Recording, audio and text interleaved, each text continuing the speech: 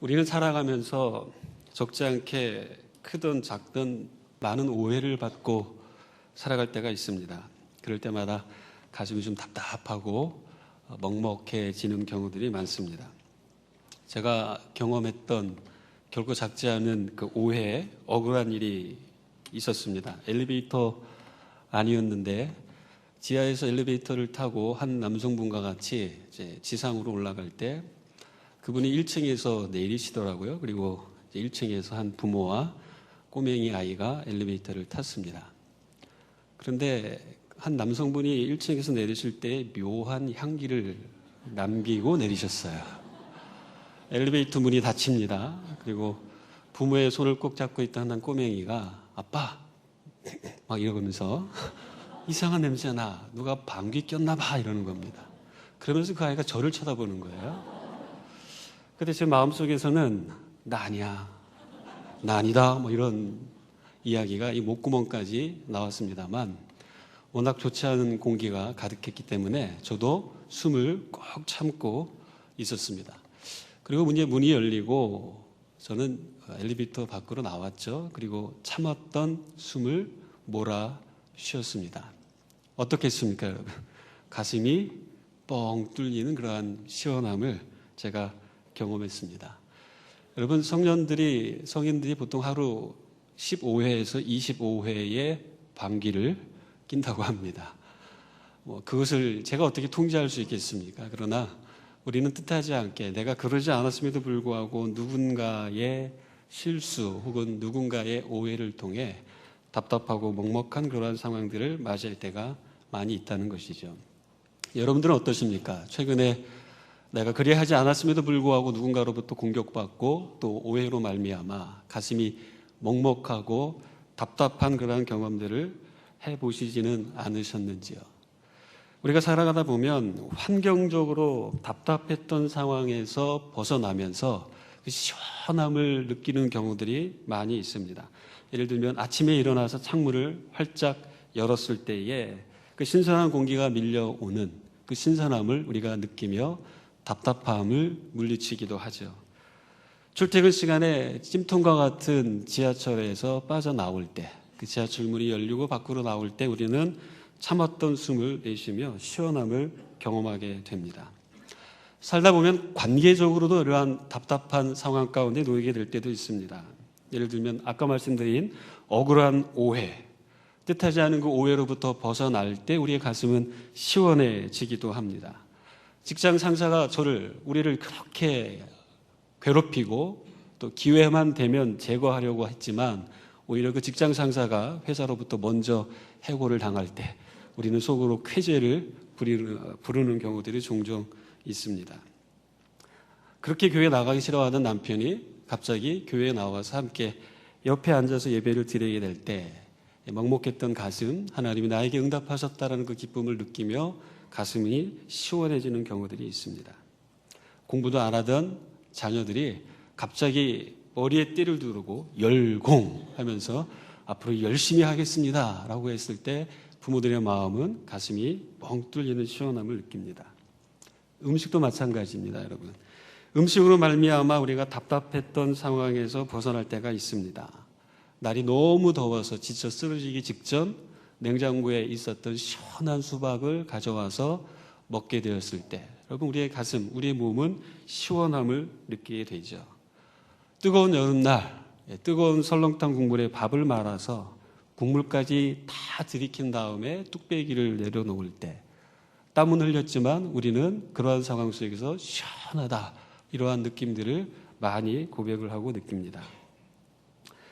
신체적으로도 마찬가지죠, 여러분. 어깨가 결리고 뭉쳤을 때 누군가가 와서 어깨를 주물러주고 안마를 하면 우리는 그 상황 속에서 시원하다, 이러한 이야기들을 합니다. 등이 근지러워서 모서리만을 찾고 있는데 누군가가 와서 손으로 등을 긁어줄 때, 뜨거운 사우나탕에 들어갈 때 뜨거운 것이 객관적으로 맞지만 우리는 그 뜨거운 물에 들어가면서 시원하다라는 이야기들을 하게 됩니다. 여러분, 우리는 답답한 그러한 상황, 답답한 환경 속에 놓이게 될 때 그것으로부터 벗어나게 되는 그 순간 우리의 가슴, 우리의 느낌은 시원함을 느끼게 되는 경우들이 많이 있다는 것이죠.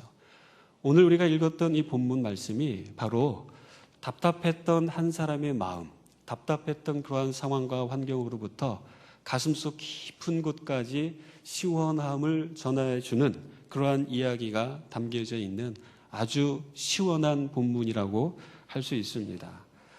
이 본문 속에 등장하는 인물은 바로 오네시보로입니다. 오네시보로. 바울의 마음을 시원하게 했을 뿐만 아니라 하나님의 마음을 시원케 함으로 말미암아 더 나아가 우리의 마음까지도 유쾌, 상쾌, 통쾌, 시원케 해주는 인물로 오늘 소개되어지고 있는 것입니다. 우리가 이러한 오네시모로가 어떻게 한 사람의 마음을 시원케 해주었는가 이 부분을 살펴보기 위해서는 먼저 바울이 오네시모로를 소개하고 있는데 바울이 처한 그 상황이 어떤 상황인지를 우리가 먼저 살펴본다면 훨씬 더 오네시모로의 시원한 모습을 더 많은 은혜를 통해 경험할 수 있을 것입니다. 여러분, 바울은 우리가 잘 아는 것처럼 한때 잘 나가던 사람이었습니다. 최고의 배경을 가지고 있었고 든든한 백그라운드를 등에 업고서 그리스도인들을 잡아오게 가두고자 하는 그러한 일에 열심을 내었던 사람입니다. 정부로부터 공회로부터 막강한 권한과 권위를 위임받았기 때문에 그의 어깨에는 힘이 들어가 있었고 위세가 당당했었던 인물입니다. 그러다 갑자기 예수님을 만나게 됩니다. 그리고 그의 인생이 한순간에 뒤바뀌어지면서 예수님을 믿는 사람들을 잡아오게 가두는 인생이 아니라 오히려 예수님을 믿게 됨으로 말미암아 자신이 온갖 핍박과 억압 가운데에 고난 속에 놓이게 된 인물입니다. 그러한 그가 지금 지하 감옥에 갇혀 있는 것입니다. 그리고 마지막 유언서라고 할 수 있는 유언서와 같은 서신서를 남기고 있는데 그것이 디모데후서, 오늘 우리가 읽은 본문 전체의 이야기라고 보시면 됩니다. 마지막 서신이다라는 생각을 가지고 디모데가 우리에게 주고 있는 교훈은 디모데후서를 통하여서 그리스도를 따르기 위해서는 바른 교훈을 지켜야 한다. 그리고 그리스도인은 사랑과 진실함을 드러내야 한다. 그리스도인은 고난받으신 예수 그리스도와 함께 그 안에서 고난받을 뿐만 아니라 고난받는 성도들과 함께 연합해야 한다. 이 메시지를 주고 있는 내용이 이 디모데 후서 전체의 이야기입니다. 이러한 이야기를 남기고 있는 바울은 지금 대략 60대 중반의 노년입니다. 지금이야 60대 중반이 아직은 청춘이라고 우리가 말하지만 여러분 그때 당시에 60대 중반은 사실 노년이라고 할 수 있습니다. 그리고 험난한 인생의 여정을 살아왔습니다. 이 땅을 떠나갈 날이 다가오고 있다라는 것을 직감하며 이 편지를 쓰고 있습니다. 죽음을 예상하고 있는 것이죠. 얼마 되지 않아 주 67년에 바울은 목배임을 당하며 순교를 하게 됩니다. 그가 로마의 시민권을 갖고 있었기 때문에 로마 시민을 처형함에 있어서 이용되던 처형 방법이 참수형이었기 때문에 목배임을 당해 순교를 당하게 됩니다. 바울이 처해 있었던 환경적인 그러한 모습은 춥고 어두운 지하 감옥이었습니다. 여러분 얼마나 춥고 견디기 힘들었는지 이 편지를 받아 읽게 될 디모데를 향하여서 네가 올 때에 나의 겉옷을 가져와 달라 이 이야기까지 하고 있습니다. 관계적으로도 어려움이 많이 있었습니다. 어떠한 어려움이었는가? 외로움이 있었다는 것이죠. 혼자 지하 감옥에 갇혀 있습니다. 자신을 잘 돌봐주어야 할 함께 동역해 왔었던 모든 동역자들이 다 바울을 떠나버린 상태다라고 오늘 본문에서 이야기합니다. 15절을 보니까 아시아에 있는 모든 사람이 자기와 관계를 맺고 있었던 참 친밀한 믿었던 사람들이 떠난 것에 대한 바울의 표현이라고 할 수 있습니다. 모두가 다 떠나버렸습니다. 특별히 소아시아에서부터 함께 동역했었던 오늘 본문 속에 등장하는 부겔로와 허모게네 이러한 사람들조차도 바울을 외면한 채 떠나버렸습니다. 외로운 상황이라는 것입니다. 뿐만 아니라 그리움도 있습니다. 그리움. 디모데로 하여금 지금 속히 오라고 말하고 있지 않습니까? 자기가 낳은 영적인 아들이자 자신의 뒤를 이어서 사역을 감당하게 될 차기 리더인 디모데를 그리워하고 있습니다. 근데 또 한 가지는 디모데 후서를 읽다 보게 되면 바울이 이러한 이야기를 합니다. 마가도 내게 데려오라. 2차 전도여행을 떠날 때에 1차 전도여행 가운데 포기하고 중간에 낙오했던 마가를 버리려고 했었던 바울이 이제 인생의 종착점에 도달하게 될 때 그 마가를 그리워하며 내게 데리고 와달라라는 이야기를 하고 있습니다. 관계적으로 많은 어려움이 있었다는 것이죠. 사역적으로도 마찬가지입니다. 주님을 만난 그 기쁨 때문에 그 감격과 기쁨이 얼마나 컸든지 앞만 바라보면서 표대를 향하여서 자신의 목숨을 귀한 것으로 여기지 않고 죽음의 순간순간을 맞이하며 열심히 복음을 전했습니다. 그런데 그 결과 마지막 순간에 지하 감옥입니다. 열심히 복음을 전하고 전도를 했는데 자신의 전도 메시지를 듣고 예수님을 믿겠다고 했던 많은 사람들이 지금은 곁에 없습니다. 그리고 황제의 핍박과 압력으로 인하여서 배교자가 되어서 신앙을 떠난 사람들조차 주변에 많이 있게 된 겁니다. 더군다나 복음을 전하며 하나님 나라를 선포했기 때문에 하나님 나라가 다가오면서 세상은 더 좋아질 거다라고 이야기하고 있었음에도 불구하고 정신병자 네로 황제에 의해서 로마를 비롯하여 로마가 통치하는 많은 세계가 점점 어두워지고 그 속에서 그리스도인들을 향한 핍박은 가중되어지고 있었다는 것입니다. 답답하지 않았겠습니까, 여러분?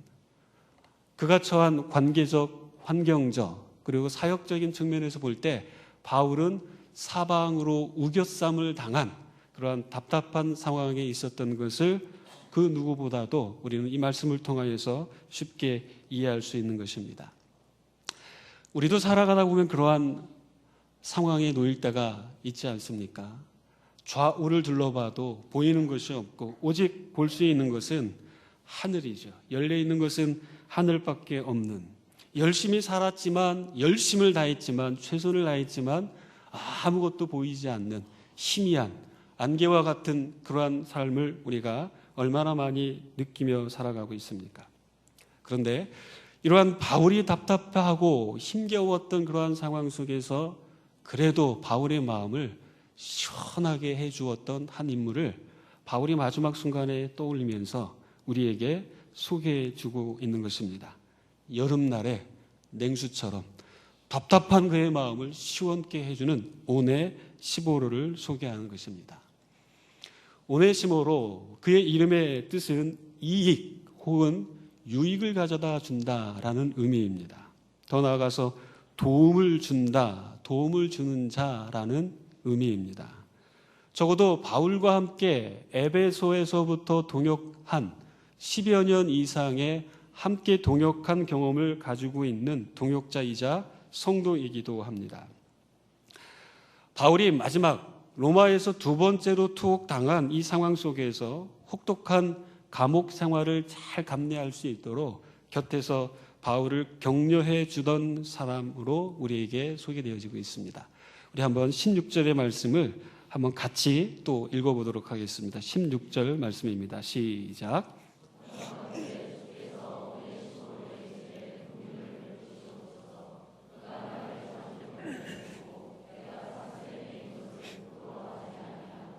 아멘. 바울이 오네시모로의 집에 긍휼을 베푸시옵소서 기도하면서 그에 대한 표현을 이렇게 하고 있습니다. 그가 나를 자주 격려해 주고. 여러분, 여기서 격려라는 단어는 다시 서늘하게 하다, 호흡을 회복시키다, 혹은 상쾌하게 하다. 그러니까 이 격려해 주다라는 말에 갖고 있는 그 의미 자체가 시원케 하다라는 의미라는 것입니다. 오네시모로는 바울과 함께 하나님 나라를 꿈꿨습니다. 그리고 바울과 함께 동역하는 것이 하나님 나라를 확장하는 것이라고 생각하며 주님이 다시 오실 그날을 소망하며 열심히 자기에게 맡겨진 사명을 감당했었던 사람입니다. 그의 섬김의 모습, 그의 사역의 모습, 성도로서의 삶의 모습 속에서 어떻게 하면 우리가 다른 사람의 마음을 시원케 하고 하나님의 마음을 시원케 할 수 있을지 그 부분에 대한 세 가지 교훈을 우리는 오늘 본문을 통해서 특별히 오네시보로의 삶을 통해서 정리해 보고자 합니다. 첫 번째는 오네시보로는 위험을 감수하며 섬겼다는 것입니다. 위험을 감수하며 섬겼다. 우리 옆에 분들하고 한번 이렇게 인사하십시오. 인사하겠습니다. 위험을 감수합시다. 이렇게 한번 인사하십시오. 용기가 있었다는 것입니다. 용기. 바울과 동역하며 섬긴 그는 실제로 바울을 섬기고 복음을 위하여서 하나님 나라를 섬김에 있어서 자신을 가로막는 여러 가지 장애물을 극복하며 열정적으로 섬겼다는 것이죠. 즉 대가를 지불했다는 것입니다. 여러분, 지금 바울과 오네시보로의 간격은 매우 먼 거리에 있습니다. 에베소라고 하는, 그때 당시 소아시아 지역, 로마가 통치하고 있었던 그 영역 속의 에베소는 아시아 지역의 수도와 같은 지역이었습니다. 그 에베소에서부터 로마까지의 거리, 제가 지도를 찾아보니까 현재 구글맵으로 좀 찾아보니까 대략 2,000km가 넘습니다. 2,025km. 그리고 자동차로 만약에 운전해서 이동한다면 지금의 현 시점에서 적어도 29시간이라는 시간이 소요되는 먼 지역입니다. 지금 터키 지역에서 여러분 쿠데타로 인하여서 여러 가지 어려움이 많이 있죠.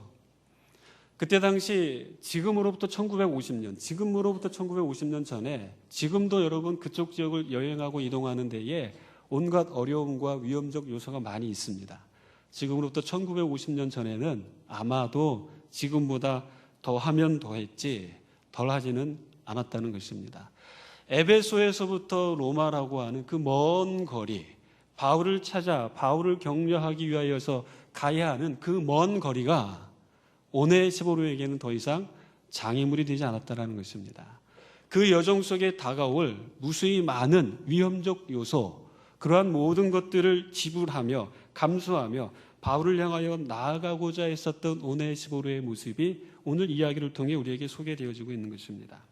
뿐만 아니라 거리적으로 여러 가지 어려움이 있었습니다만 실제 그때 당시 미치광이 네로에 의해서 연출되고 있었던 많은 성도들, 그리스도인들을 향한 핍박으로 인해서 내가 성도라고 하는 그 사실을 밝히는 것이 매우 위험한 상황입니다. 특별히 바울은 지금 로마 정부로부터 1급 수감자입니다. 그리고 곧 얼마 안 있으면 처형당할 위험 인물 가운데 한 사람입니다. 어디에 갇혀 있는지 정확하게 알 수 없는 바울을 향하여서 2,000km를 넘는 거리를 달려와서 로마 이곳 저곳을 다니며 바울이 어디에 있는지 묻고 다녔던 이 오네시보로는 자신이 성도라는 그 정체성이 드러나고 그로 인하여 정부로부터 다가올 어떠한 압력과 핍박에 대해서 결코 주저하지 않고 그것을 극복하며 바울 곁을 향하여 나아갔던 사람이라는 것입니다. 자신에게 어떠한 어려움이 있어도 그것을 감내하고 감수하고 믿음의 동역자와 함께하고자 하는 이 섬김의 모습이 오늘 우리에게 주는 도전은 크다는 것이죠. 오늘날에 우리가 살아가고 있는 이 시대 속에서는 여러분, 내가 내 자신을 희생하려고 하지 않습니다. 결코 내가 위험을 감수하면서까지 누군가를 도우려고 하는 그런 모습들이 점점 희미해지고 있죠. 물론 간혹 누군가를 위하여서 자신의 목숨을 내어놓고 그 누군가를 구한 영웅담들이 간혹 우리 주위에서 소개되어질 때가 있습니다. 우리가 다 이러한 영웅이 되어야 한다는 것은 아니지만 적어도 우리가 작은 일에서, 우리의 삶의 작은 일에서, 우리의 주변에서 일어나고 있는 많은 상황 속에 우리가 누군가를 돕기 위하여, 섬기기 위하여 내가 지불해야 할 위험이 있다면 그 위험을 감내하면서 그를 섬길 수 있는 용기가 우리 모두에게 있어야 한다는 것이죠. 제가 며칠 전에 누구를 만나기 위하여서 이제 전철을 타고 이동하고 있었습니다. 그래서 자리가 나서 이제 자리에 앉아서 잘 보지도 않던 책을 꺼내놓고서 제가 책을 읽기 시작했습니다. 그리고 잘 안 보던 책을 보니까 얼마나 졸립겠습니까? 제가 이제 꾸벅꾸벅 졸고 있는데 갑자기 비명소리가 납니다. 아야! 차고! 하는 이런 소리가 들립니다. 저도 놀래가지고 눈을 떴더니 제 옆에 있었던 거의 60 정도 다 되신 어르신이 한 손에는 스마트폰, 이어폰을 끼고 있었습니다. 그리고 한 손에는 붉은색 모양의 얼음이 가득 담긴 드링크를 손에 들고 있었던 것입니다. 그러다가 그분도 저의 영향을 받았는지 졸다가 그 컵을 떨어뜨린 거예요. 떨어뜨리면서 그 붉은색 물이 튀었겠죠. 물론 저도 이제 튀었습니다만, 주변에 서 있던 아가씨가 까칠하게 다 튀었어 막 이런 이야기를 하고, 주변 사람들이 레이저 광선과 같은 눈빛으로 그분을 다 노려보고 있었던 겁니다. 근데 그때요, 제 옆에 서 있었던 한 젊은 아가씨, 참 예쁘게 생겼습니다. 그 아가씨가 가방에서 어느 커피숍에서 모았던 휴지 같아요. 그 휴지를 한 뭉치 꺼내더니만 그 어르신에게 주는 겁니다. 그리고 좀 있다가 자기도 또 다른 휴지를 꺼내갖고 함께 앉아가지고 그 사람들이 앉아있던 발밑을 다니면서 그 흘러내린 음료수를 닦아내기 시작합니다. 여러분, 그 한 아가씨의 용기 있는 행동으로 인하여서 까칠하게 반응을 보였던 그 젊은 아가씨, 다 튀었어라고 말했던 아가씨도요, 미안했는지 그냥 자기도 가방에서 휴지 한 뭉치를 꺼내서 그 어린애에게 주면서 이걸로 닦으세요 뭐 이러시더라고요. 제가 뭐 했는지는 물어보지 마십시오. 저는 졸다가 깼기 때문에 그냥 아무 생각 없이 흐뭇한 모습으로 그냥 내렸습니다만, 여러분, 그러한 상황 속에서 누군가를 돕는 거, 이건 대단히 용기가 필요한 겁니다. 사람들이 나를 바라볼 때 혼자만 잘났나? 뭐 이러한 편견과 이러한 의식, 눈초리가 있을 수도 있고, 자기가 불편함을 감수하면서 누군가를 도와야 되는 그 상황이 결코 쉬운 상황은 아니라는 것이죠. 사랑하는 여러분, 우리가 살아가는 이 시대 속에서는 시간이 갈수록 나를 생각하는 시대가 되어져 가고 있습니다. 나와 관계없는 일이라면, 나와 관계없는 사람을 향하여서 내가 굳이 위험을 감수하고 무언가 손해를 보면서 다가가려고 하지 않는 그러한 시대 속에서 우리가 살아가고 있다는 것이죠. 우리가 누군가를 섬기려고 할 때, 그리고 그 섬김을 통해서 그 사람의 마음에 시원케 되어지는 그 역사, 더 나아가서 하나님의 마음을 시원케 하기 위해서는 저와 여러분은 위험을 감수해야 한다는 것을 잊으셔서는 안 됩니다.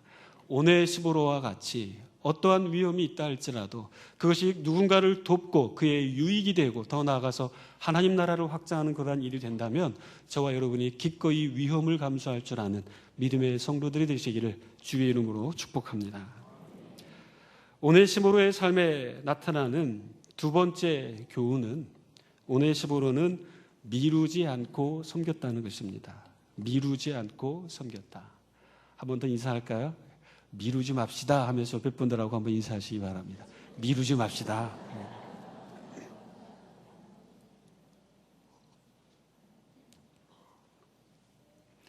누군가를 섬겨야 하는 그러한 기회가 주어질 때 여러분, 그것을 뒤로 미루지 않았다는 것입니다. 오늘 우리가 읽은 본문 17절의 말씀에 보면 이렇게 이야기하고 있습니다. 로마에 있을 때에 나를 부지런히 찾아와 만났음이라. 바울이 지금 오네시보로를 향하여 그렇게 이야기하고 있습니다. 여기서 부지런히, 이것은 우리가 일반적으로 잘 알고 있는 단어이죠. 부지런히, 성실하다라는 의미입니다. 그런데 이 부지런이라는 단어의 의미 속에는 급히 혹은 서둘러서라는 그 의미가 포함되어져 있는 단어라는 것입니다. 오네시보로는 바울이 곤경에 처해 있을 때에, 그가 도움을 청할 때에 그와 함께하고 그의 곁을 향하여 나아가는 그 일을 뒤로 미루지 않았다. 즉 급히 서둘러서 그러한 일을 했다라고 지금 바울이 표현하고 있는 것입니다. 즉 가능한 시간이 주어질 때까지 가만히 기다리고 있지 않았다는 겁니다. 내가 길이 열리고 상황이 주어지면 그때 계산해보고 생각해보고 해야지라고 오네시보로가 생각한 것이 아닙니다. 소극적인 것이 아니라 적극적으로 나아갔다는 것이죠. 뿐만 아니라 바울을 찾을 때까지 포기하지 않고 열정적으로 열심을 다하여 찾아 나섰다는 것입니다. 여러분, 우리는 선한 일을 할 때에, 누군가를 섬기려고 할 때에, 그러한 섬김의 기회가 주어질 때 우리는 우리가 가지고 있는 자원 혹은 우리가 처해 있는 환경과 상황을 둘러볼 때가 많습니다. 아직은 아닌 것 같아. 그러면서 뒤로 미루죠. 그 뒤로 미루면서 우리는 우리가 섬겨야 할 대상을 향한 하나님의 마음을 표현하고 성도다운 삶을 표현하는 데에 게을러지는 때가 있다는 것입니다. 사랑하는 여러분, 우리가 주변에 종종 우리 주변에 많은 사람들을 볼 때마다 이러한 종류의 사람들이 있습니다. 바람과 함께 사라지다. 바람과 함께 사라지는 사람들이 종종 있습니다. 함께 밥을 먹고 나올 때 계산할 때 되면 어디론가 사라져버리는 이러한 사람들.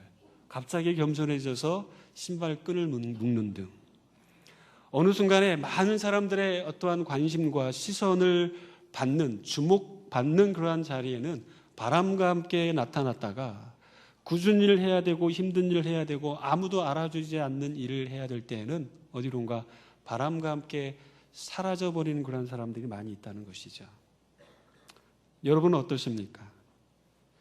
내가 누군가를 돕고 섬김에 있어서 열심히 계산해보고 이익을 따져보고 그리고 나서 그것이 나에게 이익이 된다면 모든 것들을 제쳐놓고 달려가는 사람입니까? 아니면 내게 다가올 이익과는 관계없이 이렇게 하는 것이 그에게 유익하고 그의 마음이 시원케 된다면 앞뒤 가리지 않고 급히 서둘러서 그 사람을 향하여서 찾아가는 사람입니까? 즉 급히 누군가를 버리는 사람입니까? 아니면 누군가를 급히 찾아 나서는 사람입니까? 급히 찾아 나서는 성도들이 되시기를 주의 이름으로 축복합니다. 여러분, 누군가를 섬기고 사랑함에 있어서 그것을 뒤로 미루는 자가 아니라 그것을 내 삶의 우선순위로 자꾸 끌어올릴 수 있는 성숙한 성도로 살아간다면 하나님의 마음을 시원케 할 뿐만 아니라 우리 주위에 있는 많은 사람들의 마음을 시원케 하는 여름날의 냉수 같은 삶을 사실 수 있을 겁니다. 그런 삶이 되시길 축복합니다. 세 번째, 오네시보로를 통하여서 우리가 얻을 수 있는 교훈은 오네시보로는 한결같이 섬겼다는 것입니다. 한결같이 섬겼다. 옆에 있는 분들하고 또 한번 하겠습니다. 한결같이 섬깁시다. 이렇게 한번 인사하십시오. 한결같이. 한결같다라는 말이 참 좋습니다. 한결같은 사람, 한결같은 사람. 이러한 표현을 들을 때마다 우리의 마음이 살아나는 그런 느낌을 받게 되죠.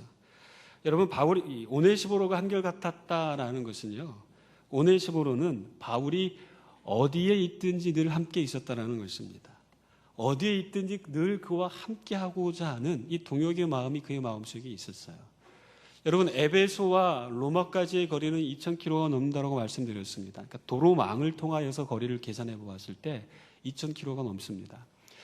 에베소는 바울이 3차 전도 여행할 때에 4년 정도의 여행 속에서 한 3년이라는 시간을 에베소에 머물렀습니다. 그리고 한 2년 반 정도의 시간을 두란노라고 하는 그 지역에서 하루에 5시간 이상 하나님의 말씀을 강론하자, 여러분, 두란노를 중심으로 에베소 지역은 하나님의 말씀의 능력을 통한 대부흥의 역사를 맞이합니다. 그곳에서부터 동역했었던 사람이 오네시보로입니다. 즉 사역을 열심히 했는데 하나님이 은혜를 주셔서 사역이 확장됩니다. 교회가 부흥합니다. 사람들이 점점 모여들기 시작합니다. 그리고 자신들의 사역이 많은 사람들로부터 인정받고 알려지게 됩니다. 잘 나갈 때에 오네시보로는 바울 곁에 있었습니다. 잘 나갈 때에도. 그러나 여러분, 지금 바울은 로마 지하 감옥에 갇혀 있습니다. 아까 말씀드린 것처럼 사역이 마치 겉으로 볼 때 실패했던 것처럼 많은 외로움과 그리움 속에서 홀로 고립된 상황, 즉 바닥으로 떨어져 버린 그러한 상황, 실제 지하 감옥 바닥에 갇혀 있지 않습니까? 잘 나갈 때뿐만 아니라 완전히 그의 인생이 바닥으로 곤두박질을 쳤었던 바닥 인생이 되었을지라도 그의 곁을 떠나지 않았습니다. 잘 나갈 때든 잘 나가지 않을 때는 오네시보로는 늘 바울 곁에서 함께 하고자 했었다는 것입니다. 언제나 그의 곁을 지키려고 했었던 것입니다. 여러분, 16절에 보면 자주 격려해 주었다. 자주. 18절에 보면 많이 봉사하였다라고 표현합니다. 정기적이면서도 빈번하게 바울의 필요를 채워주었다는 것입니다. 바울이 필요로 할 때면 언제든지 그 자리에 가 있으려고 하고 바울이 요청할 때면 언제든지 그의 곁을 지키려고 했었던 한결같은 사람이었음을 바울이 표현하고 있습니다. 뿐만 아니라 오네시모로는요, 사람들이 지금 바울을 부끄러워하고 있는 상황입니다. 바울이 사슬에 매여 있는 그러한 상황, 모든 사람들이 내가 사슬에 매인 것을 부끄러워하고 있을 때에 오네시모로는 바울이 사슬에 매인 그것을 부끄러워하지 않았다라고 이야기하고 있습니다. 여러분, 사슬에 매인 것을 부끄러워했다라는 그 말이 정확하게 무엇을 이야기하는지 유추하기는 그렇게 쉽지는 않습니다. 그러나 우리가 전체의 이야기를 통해 바울의 인생을 통해 볼 때 어느 정도 예상할 수 있을 겁니다. 여러분, 바울이 하나님 나라의 복음을 선포하지 않았습니까? 그 복음이 모든 사람에게 구원을 주시는 하나님의 능력이다. 다시 오실 예수 그리스도를 선포하지 않았습니까? 이 땅 가운데 세워질 하나님 나라를 선포하지 않았습니까? 그런데 그의 현실은 지하 감옥입니다. 여러분, 그러한 바울의 모습을 보면서 사람들이 칭찬했겠습니까? 너 자신을 봐라. 평생을 살아온 삶의 결과가 바로 그거야? 비난하고 오히려 복음을 부끄러워하고 복음을 전하는 삶에 대한 회의적 시각, 그러한 상황 속에서 바울을 등지며 바울을 떠나가고 있었을 때에 오네시모로는 결코 그러한 것을 부끄러워하지 않았다라는 것을 이야기하고 있는 것입니다. 사랑하는 여러분, 저와 여러분이 살아가는 이 땅의 삶 속에서 바울과 같이 저와 여러분은 우리를 올가매고 있는 다양한 사슬들이 있습니다.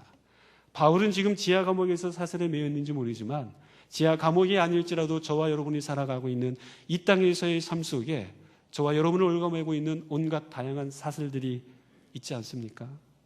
일과 돈과 관련된 문제일 수도 있고, 자녀와 부부관계 속에서의 오는 문제일 수도 있고, 미래와 삶에 대한 부분에서 오는, 건강으로부터 오는 온갖 다양한 사슬이 저와 여러분의 발목, 우리의 온몸을 감은 채 우리를 억압하고 우리를 힘겹게 만드는 그러한 것들이 많이 있지 않습니까? 그런데 그러한 상황 속에 놓여 있을 때에 가만히 다가와서 힘들지라고 위로해 주는 것이 아니라 거봐, 그렇게 살다 보니까 그렇게 된 거야. 비난하고 공격할 때 여러분, 그 사슬에 매인 것만으로도 힘든데 그 사슬에 매여 있는 그 사람이 그러한 비난과 공격 앞에서 얼마나 더 많은 고통이 그의 마음을 짓누르겠습니까?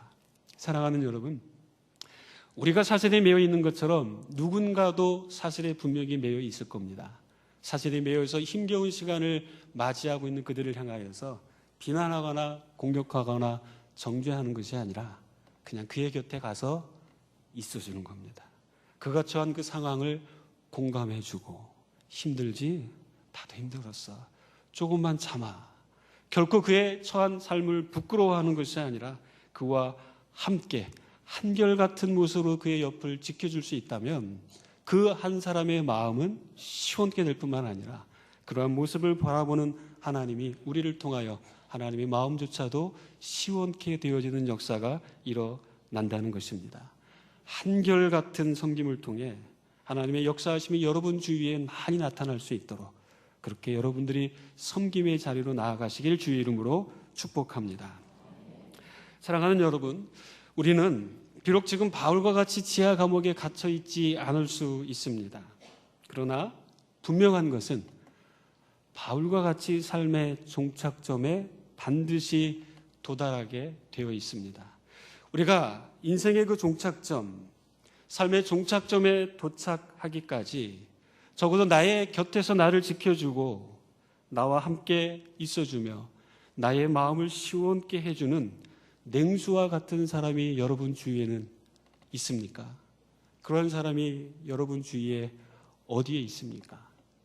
한번 곰곰이 우리가 좀 생각해 보았으면 좋겠습니다. 뿐만 아니라 그 누군가가 삶의 종착점에 도착하게 될 때 그가 마지막 순간에 이 온 인생의 여정을 생각해 보면서 그때 자신의 마음을 시원케 해주었던 그 누군가를 떠올릴 때 바로 그 누군가가 나라고 할 수 있는 그러한 관계는 여러분들이 가지고 계십니까? 자기만을 생각하는 자기중심적인 사회에 우리가 살아가고 있습니다. 많이 사람들이 모였지만 사실은 모였음에도 불구하고 그 생각 속에는 자기만을 생각하는 생각으로 가득 찬 그러한 큰 모임, 이러한 모임이 점점 늘어가고 있습니다. 그것이 가정이 되었든 직장이 되었든 사회가 되었든 나라가 되었든 여러분, 나만을 생각하며 모인 공동체는 결코 힘이 없습니다. 언젠가는 소멸되게 되어져 있는 것입니다. 잠깐 사진 한 장을 좀 보겠습니다. 여러분, 이 사진을 보시면 많이 공감할 수 있을 것 같은데요. 최근에 벌어지고 있는 현실입니다. 온 가족이 둘러앉아 스마트폰, 한 장 더 보여주시겠습니까? 사랑하는 사람이 만나서 허그를 하고 있음에도 불구하고 관심은 딴 데가 있습니다. 자기가 좋아하는 사람을 만났지만 관심은 먼 곳에 있는 사람에게 가 있습니다. 그래서 그 먼 곳에 있는 사람을 또 만나지만 여전히 그 사람을 만났음에도 불구하고 관심은 또 다른 곳에 가 있습니다. 내 앞에 있는 그 한 사람을 소중히 여기지 않는. 근데 한번 이 그림을 또 한번 보시겠습니까? 잘 보이십니까? 소변기 위에 친구가 등을 제공해주고 그 위에 올라가서 꼬마 친구가 볼일을 보려고 합니다. 시원하지 않았겠습니까? 오늘날 저와 같은 우정이 필요하지 않습니까, 여러분? 냄새나고 좀 지저분할지라도 내가 그 밑에 엎드려서 나의 등을 제공해 줌으로 인해서 내가 사랑하는 친구가 시원하게 볼일을 볼 수 있고 현실 속에 다가온 그 문제를 해결할 수 있도록 내 자신을 내어주는 삶. 여러분, 그것이 우리의 인생이 되어야 되지 않겠습니까? 내가 처한 상황을 변명으로만 생각하면서 자기 자신만을 위하여 산다면 여러분, 우리 주위는 여름날의 냉수와 같은 사람들이 아니라 여름날에 맹수와 같은 사람들로만 가득 찰 겁니다. 맹수를 마주할 때 그 맹수들을 인하여서 우리는 온몸에 힘이 빠지고 식은땀이 흐르고 온갖 위협 가운데 놓이게 되죠. 여러분, 우리 주위가 맹수로 가득 차서 되겠습니까? 맹수가 아니라 냉수이어야 합니다. 맹수는 누군가를 위협합니다. 누군가를 빠르게 공격합니다. 그리고 자기 기분에 따라 함부로 행동하고 배부르면 건드리지도 않지만 배고프면 달려드는 맹수와 같은 삶이 된다면 여러분, 우리 주위는 늘 식은땀을 흘리고 늘 갈등과 늘 고통 속에 헤매이는 그러한 분위기로 연출될 수밖에 없는 것입니다. 충성된 사자는 그를 보낸 이에게 마치 추수하는 날의 얼음 냉수 같아서 능히 그 주인의 마음을 시원하게 하느니라. 우리가 이러한 모습으로 하나님의 마음을 시원케 하고 우리가 함께 신앙생활하며 살아가는 우리 믿음의 공동체의 한 사람 한 사람의 마음을 시원케 해야 되지 않겠습니까? 오늘부터 식사가 제공되지 않는데 끝나고 나가실 때 그냥 가지 마시고 카페에 들리셔서 누군가에게, 여러분 곁을 지켜주었던 그 누군가에게, 또 여전히 누군가가 도움이 필요한 사람이 있다면 여러분, 그분들에게 시원한 아이스 커피 한 잔 대접하시면서 그들의 마음을 시원케 할 수 있는 여러분들이 되었으면 좋겠습니다. 지극히 작은 자 하나에게 한 것이 곧 내게 한 것이라. 주님은 우리에게 이렇게 말씀하셨습니다. 이것을 기억하시면서 여름날의 냉수와 같이 신실한 성도로서 위험을 감수하십시오. 누군가를 돕는 것을 뒤로 미루지 마십시오. 그리고 늘 한결같은 모습으로 누군가의 곁을 지켜줄 수 있는 성숙한 성도의 삶이 되시길 주의 이름으로 축복합니다. 기도하겠습니다. 하나님, 감사합니다. 우리를 구원하여 주신 것 감사하고 우리를 한 성도로 그리스도의 몸 안에 불러주셔서 감사합니다. 우리가 주님을 믿는 그러한 믿음이 성도를 향한 사랑과 섬김으로 더욱더 표현될 수 있도록 우리에게 은혜를 베풀어 주옵소서. 힘겨운 시간들을 보내고 있는 우리 주변을 향하여서 우리가 위험을 감수하고 그들을 돕는 것을 뒤로 미루지 않으며 한결같은 삶의 모습을 통해 섬김으로 말미암아 그들에게 여름날의 냉수와 같은 삶, 하나님 앞에 여름날의 냉수와 같이 하나님의 마음을 시원케 해드리는 저희 모두가 될 수 있도록 축복해 주옵소서. 감사드리며 우리의 소망 되신 예수님의 이름으로 기도하였습니다. 아멘. 참으로 좋으신 아버지 하나님, 죄인에 불과한 우리를 구원하기 위해 아들을 주시기까지 사랑과 은혜가 풍성하신 아바 아버지, 오늘 거룩하신 하나님을 예배하는 이 복된 자리에 있게 하시니 감사합니다.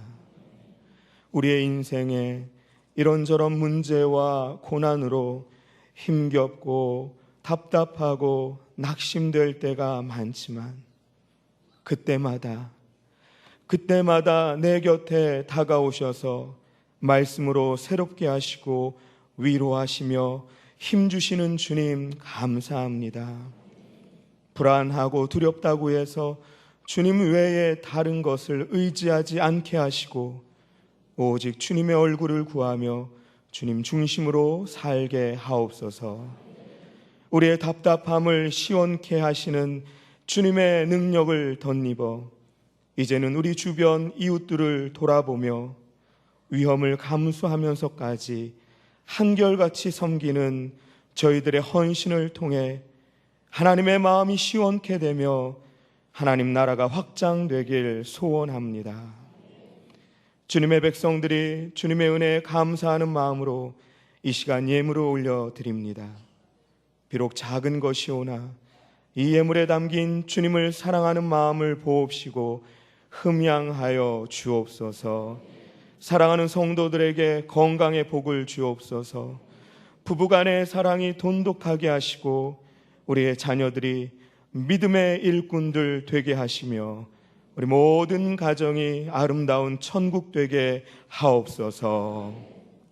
이제는 예수 그리스도의 은혜와 하나님의 사랑과 성령님의 충만케 하심이 이웃을 시원케 하며 하나님을 시원케 하기로 결단하며 나아가는 모든 주의 백성들 위해 지금부터 영원토록 함께 하시기를 간절히 축원하옵나이다. 아멘.